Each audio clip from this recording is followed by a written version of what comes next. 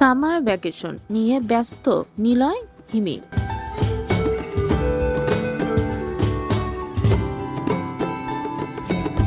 নিলয় হিমি জুটির নাটক মানি million million view, তাই উৎসবে এই জুটির নাটক প্রচার হয় অনেকগুলো। ইতিমধ্যে আসন্ন ঈদুল ফিতর উপলক্ষে ডজন খানেক নাটকের শুটিং করে ফেলেছে তারা। এসব নাটকের মধ্যে বিশেষ একটি নাটক হচ্ছে সামার ভ্যাকেশন। প্রযোজনা প্রতিষ্ঠান ভার্সেটাইল মিডিয়াম ব্যানারে নির্মিত নাটকটি পরিচালনা করেছেন মাহমুদ হাসান রানা, চিত্রনাট্য করেছেন অর্ক মোস্তফা। নাটকটি মূলত কিছুটা কমেডি ঘরানার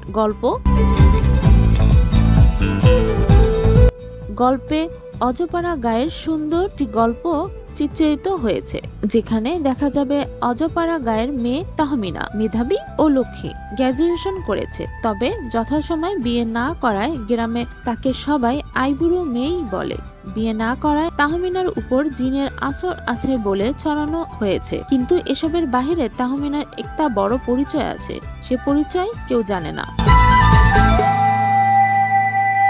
অন্যদিকে জয়নাল উড়নচণ্ডী স্বভাবের ছেলে, সারাদিন বন্ধুদের সাথে ঘুরে বেড়ায়, বাবার টাকা ওড়ায়, বাবার সরকারি চাকরিজীবী, ঘুষ ও দুর্নীতির টাকায় বাড়ি গাড়ি করেছেন জয়নাল। গরমের ছুটি কাটাতে আসে মামা বাড়িতে গ্রামের ফিল নিতে।